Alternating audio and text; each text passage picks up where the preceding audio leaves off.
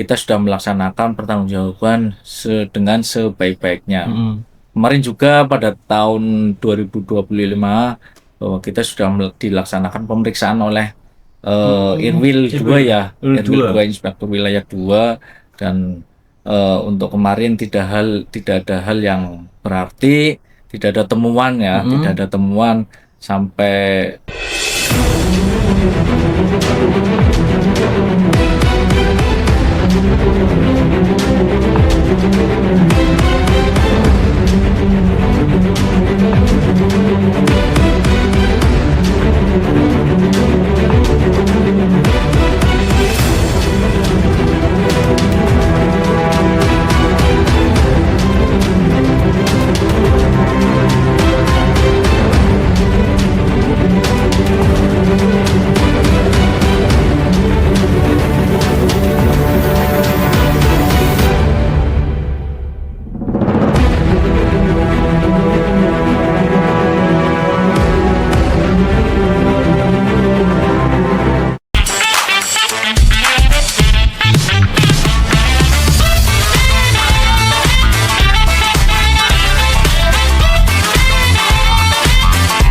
Assalamualaikum warahmatullahi wabarakatuh. Waalaikumsalam warahmatullahi wabarakatuh.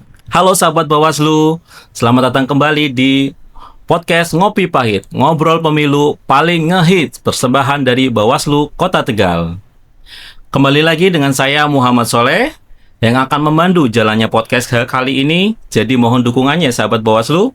Nah, hari ini kita akan membedah sisi yang jarang tersorot kamera nih, yaitu dapur sekretariat gitu kan. Di depannya ini sudah hadir narasumber spesial, nahkoda di balik layar sekretariat gitu kan. Nah, yang memegang dua peranan penting nih yang krusial, yaitu sebagai atasan SDM Bawaslu sekaligus juga penjaga gawang keuangan. Nah, sebagai pejabat pembuat komitmen di Bawaslu Kota Tegal. Sebelum kita sambut, izinkan saya untuk berpantun dulu. Makan sate kambing di jalan raya. Ya Minumnya teh poci gula batu. Ya Bapak Korsek memang luar biasa. Urusan SDM dan anggaran pasti nomor 1. Ya Kita sambut Pak Yoni Edianto. Selamat datang Pak. Mas Soleh, terima kasih Mas Soleh. Kabarnya sehat Ki? Alhamdulillah sehat. Sebelum itu boleh disapa dulu Pak sahabat-sahabat Bawaslu yang ikut hadir di podcast kali ini menyaksikan. Terima kasih Mas Soleh. Halo semuanya sahabat Bawaslu Kota Tegal dimanapun berada. Kali ini kita akan berbincang-bincang terkait dengan kesekretariatan Bawaslu Kota Tegal. Nanti dibantu oleh Mas Soleh yang caem.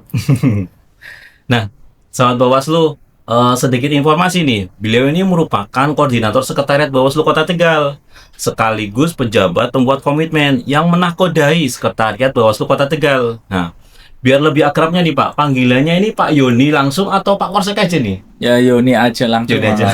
Oke, siap. Nah, sebelum nih Pak menuju ke obrolan nih Pak, sudah tersedia nih kopi. Mari kita ngopi dulu Pak. Boleh. Biar asik untuk ngobrolnya. Boleh. Terima kasih Mas Soleh atas suguhannya. Kopi ini sesuai nama podcastnya nih Pak, Ngopi Pahit gitu. Iya. Pahit tapi bikin hits ya. Nah, gitu Pak, benar sekali. Nah, sahabat Bawaslu, jangan lupa ya untuk like, komen, dan subscribe YouTube Bawaslu Kota Tegal gitu ya. Nah, kita langsung aja nih Pak, kita ngobrol. Boleh. Oke, siap. Tahun 2025 ini baru saja nih kita lewatin kan dengan segala dinamika tahapan gitu kan, pasca pemilihan serentak gitu kan. Nah, sebagai nakoda di sekretariat nih, jika diminta merangkum dalam satu kata mungkin ya, apa yang paling menggambarkan perjalanan Bawaslu Kota Tegal sepanjang tahun kemarin? Ya, terima kasih Mas Soleh.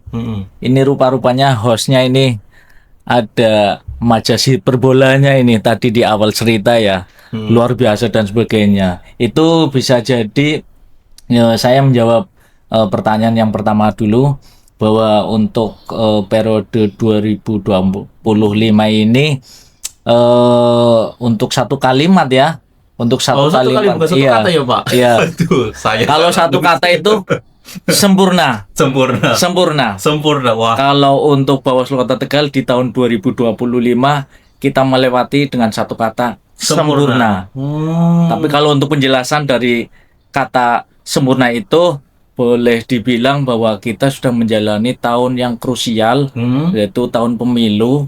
Di tahun 2025 kita sudah melaksanakan beberapa tugas dan juga agenda. Kita sudah menyelesaikan seluruh tugas-tugas tersebut, baik mendukung jalannya proses pengawasan khususnya di Bawaslu Kota Tegal dan juga pelaporan administrasi yang menjadi pertanggungjawaban sekretariat. Gitu Mas. Gitu, Pak. Sampai dengan berakhirnya tahun 2025 tentunya banyak tantangan ya, tapi kita syukur alhamdulillah bisa melaksanakan, bisa melewati tantangan yang sedemikian rupa sehingga dengan kalimat yang di awal sempurna. Nah itu sobat Bawaslu, jarang nih Bapak Korsek ini tampil, Pak Yoni ini tampil di publik sebagai pimpinan ya kan Pak. Nah ternyata kan di balik itu ternyata banyak nih kendala-kendala, tantangan yang perlu kita lewati. Dan seperti tadi disampaikan bahwa perjalanan Bawaslu di tahun 2025 itu dengan kata sempurna ya Pak, cuma dengan paragraf yang panjang, dengan kalimat yang panjang gitu. Nah ini Pak, banyak publik yang belum tahu kalau jabatan Korsek di kabupaten kota itu ibarat itu memiliki dua mesin, ya kan? Yang satu Bapak harus memimpin SDM secara manajerial gitu kan. Nah, sekaligus juga nih Bapak bertanggung jawab nih sebagai PPK dalam hal pengelolaan keuangan gitu kan. Nah pengelolaan keuangan ini kan pengelolaan penuh atas setiap rupiah uang negara yang dikelola gitu kan Pak. Nah, bagaimana sih Bapak menyeimbangkan antara dukungan teknis untuk pimpinan dan rem aturan keuangan agar lembaga kita tetap aman gitu. Ya, terima kasih Mas Soleh. Terkait hal ini tentunya harus ada satu pemahaman ya, satu pemahaman antara sekretariat dan juga pimpinan. Dalam hal ini kita duduk bersama, saling berkomunikasi, kita bedah seluruh aturan-aturan mainnya untuk pengelolaan keuangan, untuk segala sesuatu yang menyangkut teknis ya, teknis pertanggungjawaban, kita duduk bersama. Sampai pada titik akhirnya itu kita sepemahaman. Itulah yang menjadi dasar kita untuk selalu berpedoman untuk menjaga aturan dan tidak bisa melewati batas-batas aturan yang sudah ditentukan oleh undang-undang. Itu yang menjadi kunci kesepemahaman. Berarti kita dari sekretariat dan pimpinan itu bersinergitas ya Pak. Ya. Ini ada aturannya loh, harus seperti ini gitu ya Pak. Betul Mas Soleh. Jadi terkait dengan hal itu kita juga mohon maaf karena basic daripada pimpinan juga bukan dari birokrasi ya. Artinya kita juga bisa memberikan pemahaman kepada mereka, tapi dengan cara yang dapat bisa diterima dengan baik oleh seluruh pimpinan sehingga dalam menjalankan kesekretariatan tidak ada kendala yang berarti karena sudah kesepemahaman tadi. Itu. Ternyata bagus ya kita Pak Korsek ini dalam hal juga sebagai manajerial dari SDM internal Bawaslu gitu ya Pak. Juga dia itu gimana nih caranya biar menyampaikan koordinasi dengan pimpinan terkait dengan regulasi-regulasi keuangan yang ada gitu ya Pak. Seperti itu. Nah, nih Pak. Tadi kan terkait dengan hal keuangan gitu kan. Nah, ini bagaimana sih Bapak dalam supporting system? Nah, itu tadi supporting system untuk pimpinan gitu Pak. Dengan tensi kerja yang di tahun 2025 yang bisa dibilang itu tinggi gitu kan karena pasca tahapan baik itu pemilu atau pemilihan gitu kan Pak. Nah, bagaimana Bapak strateginya ini memastikan seluruh staf mulai dari staf pelaksana teknis nih sampai dengan mungkin tenaga pendukung gitu ya tetap solid, tetap satu komando dan selalu siap sedia untuk kerja-kerja di pengawasan gitu. Ya. Terima kasih Mas Soleh. Bahwasannya di dalam satu organisasi itu ada yang kita namakan sistem. Sistem monggo bisa dicari di KPPU bahwa sistem itu mengenai makna dan istilahnya itu seperti apa. Nah, kalau dari beberapa pakar dan sebagainya, saya hanya mengutip bahwa sistem adalah beberapa komponen atau lini ya. Kalau dalam organisasi itu divisi ya. Beberapa divisi yang mempunyai tujuan yang sama, yang saling keterkaitan. Jadi dalam hal ini setiap bagian memiliki peran fungsi masing-masing, tetapi dalam tujuan atau rel yang sama, mempunyai visi yang sama. Itu yang menjadi komando kita, itu yang menjadi dasar kita untuk berjalan bersama, selalu beriringan, karena memiliki peran masing-masing di setiap lini, di setiap divisi. Itu dengan tujuan tentunya yang sama, yaitu mensukseskan baik tahapan pemilu maupun pemilihan. Gitu Nah, Mas Soleh. Nah ini sahabat Bawaslu, ternyata kan dari Bapak Korsek ini, Bapak Yoni ini membawahi gitu kan, ada beberapa tadi ya divisi masing-masing ya Pak. Ya. Mungkin setiap divisi mewakili dari pimpinan gitu ya Pak. Ya. Nah itu, jadi nah ini dia bisa mengelola terkait dengan keuangan secara baik. Nah juga harus gimana nih caranya mengelola SDM yang ada di Bawaslu itu secara baik juga dari berbagai divisi ataupun bagian gitu ya Pak, untuk support pimpinan gitu ya Pak. Mensupport pimpinan dalam hal tugas-tugas pengawasan seperti itu ya Pak. Nah ini Pak, di tahun 2025 ini kan merupakan tahun berakhirnya tahapan pemilihan serentak nih, gitu kan. Nah ini itu kan memakai pemilihan serentak itu kan memakai anggaran hibah kan Pak. Betul. Ini bagaimana nih Bapak menjaga hubungan harmonis dengan pemerintah kota selaku pengguna anggaran dari hibah pemilihan tersebut? Ya, terima kasih Mas Soleh. Terkait dengan hal tersebut, setelah selesainya pilkada ya, yang notabene kemarin sudah dilaksanakan pada tahun 2024 kemarin, namun rangkaian akhir dari tahapan kan sampai dengan tahun 2025 ya. Nah, di awal semester 1, kalau tepatnya itu di triwulan pertama kita sudah mengembalikan proses pertanggungjawaban hibah yang diberikan oleh pemerintah Kota Tegal kepada Bawaslu Kota Tegal. Kita sudah melaksanakan proses pertanggungjawabannya baik secara administrasi maupun secara teknis. Dan hal ini proses administrasi sudah diselesaikan untuk pertanggungjawaban, dan secara teknis pengembalian juga sudah dikembalikan ke kas daerah pemerintah Kota Tegal. Ya, dalam hal ini setelah selesai tidak langsung putus begitu saja ya, karena peran seluruh betul Mas Oleh, kita seluruh peran masyarakat, peran pemerintah itu menjadi krusial terhadap langkah selanjutnya yang nanti akan kita tempuh di periode pemilu maupun pemilihan di masa mendatang. Dalam hal ini kita terus melakukan koordinasi dengan baik dengan pemerintah Kota Tegal.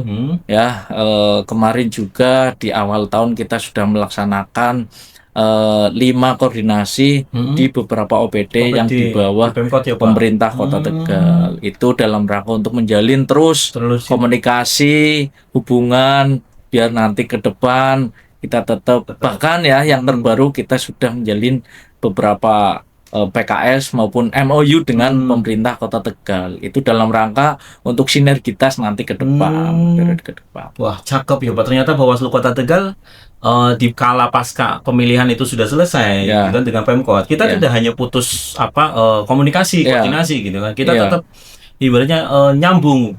Gimana sih untuk ke depannya gitu kan. Nah, itu ternyata itu tadi Bawaslu Kota Tegal ternyata punya visi misi yang bagus ya Pak, untuk menjalin tetap koordinasi dengan Pemkot gitu. Karena kan kita juga berdomisili kan gitu ya Pak. Nah ini Pak, tadi kan di awal triwulan pertama ya di tahun 2025 itu ada pengembalian dana hibah sisanya gitu, juga ada laporan terkait realisasi penggunaan dana hibah ke Pemkot gitu kan. Nah setelah itu nih Pak, Bawaslu itu apakah ada penambahan amunisi ataupun penambahan atau penyegaran yang lain terkait setelah tahapan pemilihan tersebut? Di tahun 2025 ya Mas, ini menjadi langkah maju di Bawaslu, khususnya Bawaslu Kota Tegal, bahwa di Bawaslu Kota Tegal itu kemarin membuka sekaligus menerima 3 CPNS. 3 CPNS. Terus ada 1 mutasi pegawai dari Lombok Tengah, itu PNS, 1 PNS, dan juga yang lebih menggembirakan lagi beralihnya status teman-teman PPNPN menjadi P3K seluruhnya. Jadi kalau untuk personil Bawaslu ini sungguh sangat mengembirakan ya, peralihan status dan juga penambahan itu personil baik itu status dari P3K maupun yang dari PNS maupun CPNS itu. Ternyata setelah pasca pilkada ini pemilihan serentak ini ternyata angin segar gitu ya Pak dari teman untuk di lembaga Bawaslu, ada penambahan personil, perubahan tadi status gitu ya. Ternyata mantap sekali teman-teman. Bawaslu. Iya, justru malah kalau non tahapan sekarang ini tahapan di Bawaslu Kota Tegal khususnya untuk meningkatkan kualitas SDM, kinerja SDM dan juga yang lainnya itu dalam rangka juga mempersiapkan pelaksanaan tahapan-tahapan nanti ke depan gitu. Nah ini Pak, menarik sekali kan. Tadi kan ada penambahan dari CPNS gitu kan, terus ada tadi mutasi dari Lombok ya Pak. Terus tadi ada teman-teman dari PPNPN menjadi P3K gitu kan, jadi ASN. Nah, dengan komposisi nih Pak yang sekuat yang beragam ini, bagaimana sih cara Bapak menggembleng mereka itu biar apakah ada treatment khusus ataupun hal lainnya biar mereka itu yang tadi penambahan baru ataupun perubahan alih biar beradaptasi dengan tugas-tugas yang baru gitu. Ya, terima kasih bahwa teman-teman yang di sekretariat sekarang ini kan tentunya sudah memiliki tanggung jawab yang lebih terkait dengan alih status alih status dari yang tadinya penerimaan CPNS nanti menjadi PNS, yang PNS tentunya nanti sudah memiliki aturan yang jelas dan teman-teman PPNPM tentunya menjadi P3K ini akan menjadi aturan bahwa teman-teman sekarang yang ada di sekretariat seluruhnya memiliki aturan yaitu aturan tentang ASN. Nah, bagaimana caranya teman-teman itu bisa memahami pertanggungjawaban nanti menjadi seorang ASN, aparatur sipil negara. Nah, tentunya aturannya sudah ada, perangkatnya sudah komplit, tinggal bagaimana menjalankan dan bisa memahami seluruh aturan. Nah, yang pertama proses tentang teman-teman tentang terhadap kedisiplinan. Perangkatnya juga sudah ada, fingerprint sudah ada, jam kerja sudah ada, reward, punishment semuanya sudah ada. Sudah ada. Iya, kita tinggal menyampaikan bahwa aturan-aturan mainnya sudah ada. Semuanya sudah ada dibuat oleh pemerintah pusat terhadap tentang kedisiplinan, baik nanti terhadap punishment atau hukuman juga sudah ada, kita sampaikan seluruhnya agar bahwa status ASN itu memiliki tanggung jawab yang besar baik dalam organisasi maupun dalam kehidupan bermasyarakat. Gitu Mas Oleh. Kita kan memang sebagai ASN juga kan juga hidup bermasyarakat Pak. Gimana harus mempunyai citra yang baik gitu kepada masyarakat.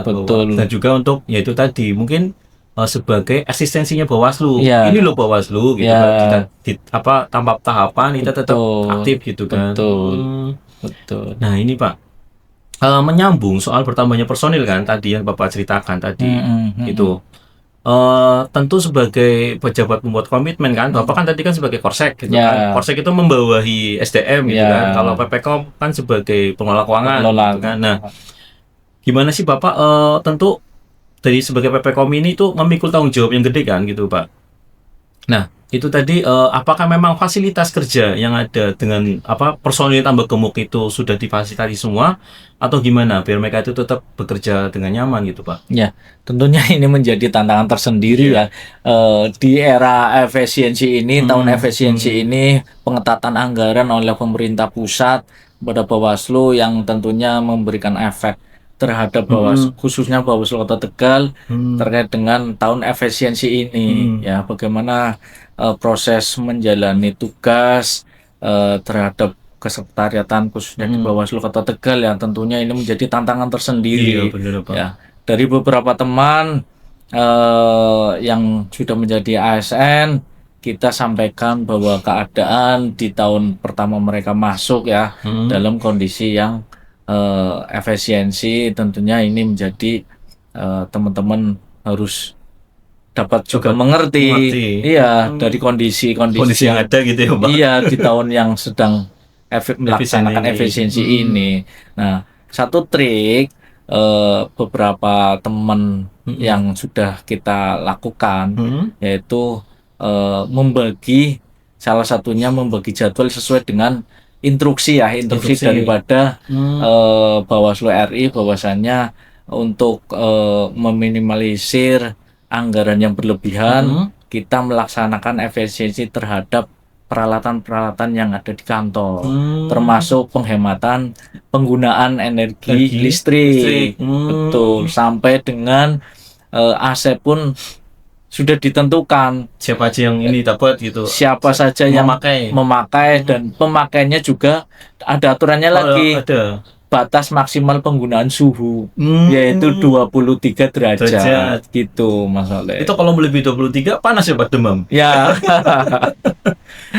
Gitu Mas Oleh. Jadi juga Bawaslu Republik Indonesia juga itu sudah memberikan instruksi untuk menanggapi tahun efisiensi ini. Jadi sampai dengan tingkat bawah kita sudah sejalan, kita juga melaksanakan efisiensi anggaran dengan cara seperti tadi yang saya sampaikan. Nah, itu terkait dengan efisiensi tadi kan Pak. Mungkin kalau jam kerjanya sih masih tetap aktif seperti biasa atau gimana Pak? Ya, aktif. Jadi tetap Bawaslu sampai dengan saat ini sahabat-sahabat Bawaslu bahwa di non tahapan ini tetap Bawaslu melayani seluruh ya kepentingan terhadap kepemiluan ya, kepemiluan. Nah, untuk yang periode sekarang ini ada pengawasan PDPB. Jadi bagi seluruh warga khususnya Kota Tegal yang ingin mengupdate informasi tentang demokrasi maupun kepemiluan dan lain sebagainya, bisa datang langsung ke kantor Bawaslu Kota Tegal. Oh gitu ya. Kita tetap buka, sesuai dengan jam kerja dari Senin sampai Jumat, itu dari jam 8 sampai jam 4. Oh gitu. Nah itu Sobat Bawaslu, bahwa di masa efisiensi ini Bawaslu juga tetap aktif ya Pak, terkait dengan yaitu tadi barangkali dari teman-teman semuanya, entah itu skripsi bisa ya Pak? Bisa. Pembuatan skripsi. Bisa. Nah itu mungkin dari pendidikan politik gitu, terus dari sosvatif. Ya. Nah kalau kan tadi Bapak PPKOM kan sebagai pengelola keuangan, kalau informasi keuangan juga bisa Pak? Bisa. Tapi dengan tahun yang sudah dilewati. Tapi kalau tahun yang masih berjalan itu dikecualikan. Karena kita masih berproses. Artinya belum matang, belum pelaporannya belum selesai, belum final. Jadi yang masih bisa informasikan yaitu tahun anggaran yang sudah terlewat. Ya, misalkan seperti kemarin tahun 2025 kita sudah melaksanakan pelaporan pertanggungjawabannya, boleh diminta. Gitu.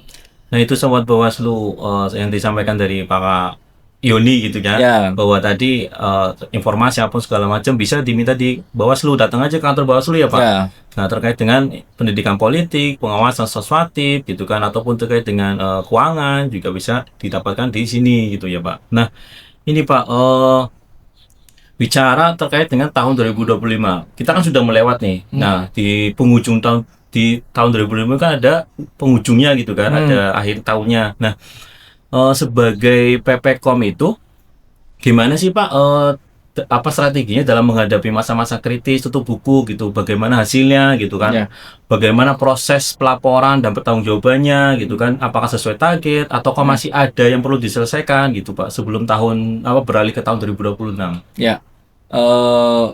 Tahun 2025 tadi sudah saya sampaikan di awal bahwa kita sudah melewati tahun yang luar biasa.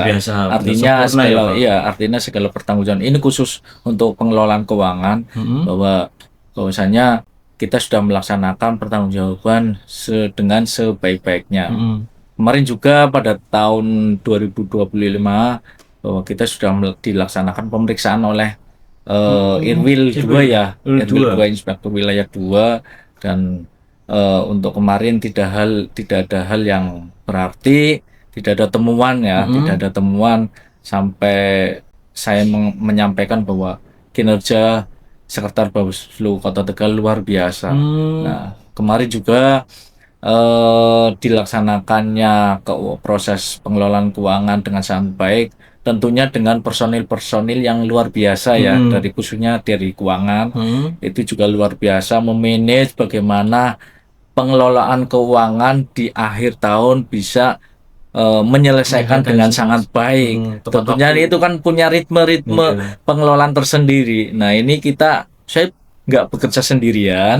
Saya juga dibarengi dengan teman-teman sekretariat, khususnya dalam hal ini pengelolaan keuangan. Di keuangan juga yang memiliki personil yang luar biasa. Mereka sangat mumpuni, sangat menguasai di bidang keuangan, sehingga saya terbantukan sekali dalam melaksanakan pertanggungjawaban pengelolaan keuangan tersebut. Betul, Mas Soleh. Nah, itu sebagai Korsek juga PPKOM juga kan membawahi tadi kan SDM. Nah, itu bagaimana cara mengelola SDM yang bagus gitu ya Pak. Jadi kan dari teman-teman semua yang ada di Bawaslu Kota Tegal itu kan saling terkait gitu ya Pak. Untuk menunjang lembaga Bawaslu menjadi lebih baik seperti itu ya Pak. Nah, ini Pak, tadi kan kita sudah membahas terkait dengan penghujung di tahun 2025 gitu kan. Nah, sekarang masuk ke tahun 2026 nih Pak. Apakah ada tantangan atau perubahan dari evaluasi sesuai dengan evaluasi kinerja 2025? Apakah ada satu hal yang ingin Bapak perbaiki, entah itu di lingkungan sekretariatnya, di internal, ataupun penguatan sarana, ataupun SDM mungkin gitu Pak? Ya, terima kasih Mas Soleh dan sahabat-sahabat Bawaslu Kota Tegal dimanapun berada, bahwa tahun 2026 ini tantangannya lebih besar ya, Pak, daripada tahun 2025. Bahwa awal efisiensi itu diawali tahun 2025. Ternyata pemulihan anggaran di tahun 2026 secara anggaran kita masih belum pulih. Artinya tantangannya justru malah lebih berat di tahun 2026 ini. Nah, ada satu faktor yang kemarin disampaikan bahwasannya nanti untuk mengarungi jalannya tahun 2026, entah itu menggunakan anggaran maupun tidak, kita tetap harus eksis. Tetap harus aktif untuk memberikan wawasan terhadap demokrasi di seluruh jajaran, baik itu masyarakat maupun di lingkungan pemerintahan. Yang mana kita sudah membuat kerangka kerja. Selama 1 tahun ini, nanti agenda-agenda apa saja yang sudah kita canangkan, nanti kita akan melakukannya di tahun 2026. Entah itu menggunakan anggaran maupun tidak disupport anggaran. Karena untuk informasi di tahun 2026 ini untuk anggaran lebih efisiensi sekali. Jadi kita juga harus melaksanakan hal efisiensi, tetapi di balik itu juga kita tidak boleh juga mengendorkan semangat untuk memberikan wawasan demokrasi kepada seluruh lapisan. Gitu ya. Nah, berarti dalam program-program kerja yang tadi disampaikan Bapak itu apakah semuanya beranggaran apa tidak Pak? Kalau untuk rencana kerja yang kemarin kita planningkan itu sama sekali tidak menggunakan anggaran, tidak menggunakan anggaran. Nah, dengan kolaborasi dengan beberapa stakeholder baik pemerintah maupun masyarakat, kita bisa menyampaikan sesuatu kepada masyarakat di tingkat kelompok-kelompok kecil, di kelurahan, ya, di lingkungan LKK, lembaga kewaspadaan masyarakat. Itu misalkan di tingkat RT RW ada perkumpulan masyarakat, pengajian, perkumpulan pemuda dan sebagainya. Kita bisa masuk. Tetap aktif ya Pak? Ya, jadi untuk tahun 2026 tantangannya lebih luar biasa sekali. Tapi di balik tantangan itu kita harus tetap menjalankan tugasnya kita sebagai lembaga, sebagai pengawas, ya, pengawas khususnya di Bawaslu, agar masyarakat tetap mendapatkan manfaat dari Bawaslu Kota Tegal. Begitu Mas Oleh. Nah, itu sobat-sobat Bawaslu bahwa dalam tadi yang disampaikan bahwa terkait dengan efisiensi gitu ya, kita pun tetap aktif gitu kan.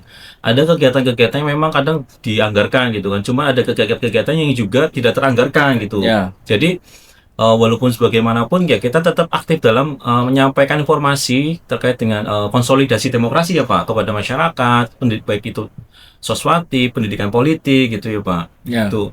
Betul. Nah, Pak mungkin kita bisa minum lagi Pak. Boleh. Ini. Boleh. Nah, terima kasih atas suguhannya. Kopinya pahit nih Pak. Pahit. Tapi bagaimanapun caranya, kita tetap menyampaikan ke masyarakat itu agar tetap manis gitu kan. Iya. Pahitnya kita aja, tapi yang manisnya diterima masyarakat itu manis gitu. Oke, cantik sekali. Nah, ini Pak, mungkin pertanyaan terakhir nih teman-teman, sahabat-sahabat Bawaslu, bahwa apa sih ada pesan nggak Pak untuk teman-teman seluruh jajaran sekretariat gitu, dari pelaksana teknis hingga tenaga pendukung tentang arti sesungguhnya dari pekerja demokrasi gitu kan? Kalau nggak salah saya pernah dengar nih dari pimpinan Bawaslu RI nih, pekerja demokrasi gitu kan? Nah, karena kita tahu nih Pak, tanpa sekretariat yang kuat, pengawasan pemilu tidak akan bekerja dengan hebat, gitu kan? Itu gimana Pak? Ada pesannya untuk sekretariat? Ya, untuk sekretariat khususnya Sekretariat Bawaslu Kota Tegal bahwa masa non tahapan ini saatnya kita untuk membekali diri ya, membekali diri, peningkatan SDM, peningkatan soliditas dan sebagainya. Inilah saatnya kita untuk meningkatkan diri kemampuan individu untuk organisasi. Ya, jadi nanti pada saat sudah memasuki tahapan kita sudah memiliki bekal yang banyak terkait dengan ilmu-ilmu demokrasi. Begitu Mas Oleh. Nah, jadi ketika pas tahapan kita langsung gas gitu ya Pak? Bisa langsung gas karena kita sudah memiliki bekal yang banyak ketika disampaikan pada saat atau diperoleh pada saat non tahapan. Nah, jadi khusus non tahapan saatnya sekalian untuk meningkatkan efektivitas dan juga peningkatan kualitas di tiap-tiap individu gitu. Nah, untuk pesan untuk masyarakat seluruhnya bahwa Bawaslu Kota Tegal tetap ada, tetap hadir, bahwa kita adalah pekerja demokrasi yang mana tidak memiliki tahapan. Ya, kalau pekerja pemilu mungkin memiliki tahapan ya. Pemilu aja ya Pak. Bekerja pada saat tahapan pemilu. Tetapi apa yang disampaikan oleh salah satu pimpinan Bawaslu Republik Indonesia, Pak Cak Toto waktu itu disampaikan bahwa kita adalah pekerja demokrasi. Yang namanya pekerja demokrasi artinya tidak memiliki tahapan. Iya, selalu aktif gitu ya Pak. Selalu aktif, bahwasanya Bawaslu Kota Tegal sampai dengan hari ini masih ada dan memiliki tujuan visi misi yang jelas, yaitu meningkatkan demokrasi, memberikan pendidikan demokrasi kepada seluruh masyarakat, khususnya masyarakat Kota Tegal. Gitu Mas Oleh. Nah ini dari sahabat-sahabat Bawaslu, luar biasa sekali apa yang tadi dijelaskan oleh Pak Korsek gitu ya. Dia selaku sebagai pimpinan dari SDM memanajemen SDM-nya ada di Bawaslu, juga sebagai pengelola keuangan yang baik gitu ya Pak. Nah, dari di antara yang tadi menggembleng SDM gitu kan biar tetap solid, dan juga ada kerja-kerja Bawaslu yang serba dadakan gitu Pak, dan juga menjaga akuntabilitas keuangan sampai dengan tutup buku kemarin di tahun 2025 dengan berjalan dengan lancar. Nah, terima kasih nih Pak atas waktunya, sudah bersedia berbagi cerita gitu Pak, dan juga tadi kita juga sempat sebut kopi. Mau sebut kopi lagi Pak? Oh, boleh.